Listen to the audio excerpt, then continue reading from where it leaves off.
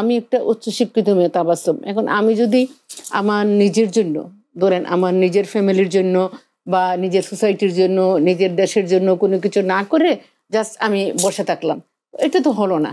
হ্যাঁ, প্রত্যেকটা জিনিসের দেখবেন যে আপনি একটা একটা চাওয়া পাওয়া আছে, কোনোটা আছে পাওয়া, কোনো প্রত্যেকটা জিনিসের একটা আদান প্রদান, একটা একটা ব্যাপার এটা থেকেই যায়।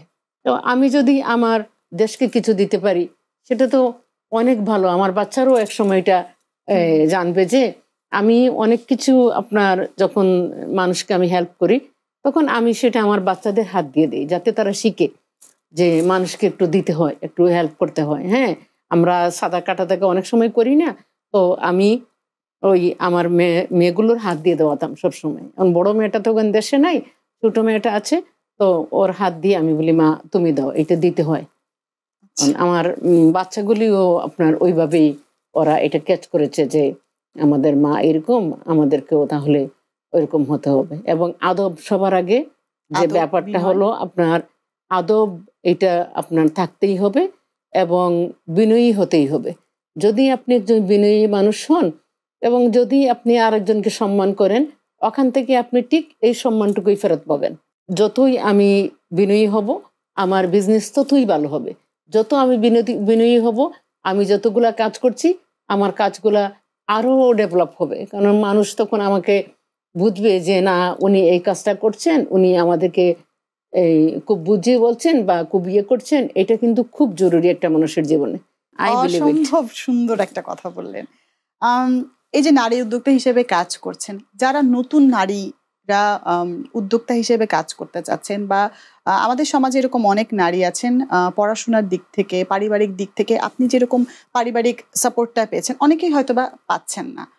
তো যারা আসলে এরকম একটা কর্মক্ষেত্রে কর্মজীবনে প্রবেশ করতে চান, হয়তোবা অনেক বাধা বিপত্তি আছে তাদের জীবনে, সেই সকল নারীদের জন্য কি বলবেন? আপনি যেটা বলছেন আমি অনেকজনকে এরকম পেয়েছি।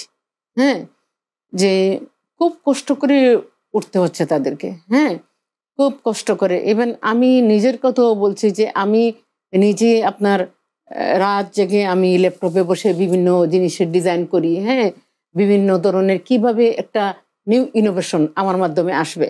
হ্যাঁ, দেশের মানুষ যেটার জন্য উপকৃত হবে, ইভেন বাইরের দেশেও আমরা এটাকে প্রেজেন্ট করতে পারবো। আমার নিজেরও তো এভাবে কাজ করতে হবে, আমি বসে থাকলে তো আর ওইটা হবে না। তো আমি নিজেও আপনার প্রচুর কাজ করি, কাজ করার চেষ্টা করি সব সময়। রাতে আমি একদম একেবারে আমি তাহাজ্জুদের নামাজটা পড়ে শেষ করে দেন আমি ঘুমাই, সব কাজ কাম শেষ করে। তো আমি এরকম, আমি এটা খুবই প্যাথেটিক ব্যাপার যে আমি এরকম অনেক মেয়ে পেয়েছি তাবাসসুম, যারা আসলে মানে কেউ, কারো বাবা দিচ্ছে না, কারো হাজবেন্ড দিচ্ছে না, কারো ভাই দিচ্ছে না। হ্যাঁ, এবং ওই যে যেটা সবার আগে যেটা জরুরি ফিনান্সিয়ালি, অনেকে করতে চাচ্ছে বাট ফিনান্সিয়ালি করতে পারছে না। এখন আমি তাদের উদ্দেশ্যে এটাই বলবো যে আপনারা বের হয়ে আসেন, বের হয়ে আসেন, এসে নিজেদের কাজটুকু করে নিজেদের প্রোডাক্টটুকু সুন্দর করে করেন, মানুষকে দেখান, জানান, দেখবেন অটোমেটিক্যালি মানুষ আসবে, মানুষ আপনার থেকে নিবে। হ্যাঁ,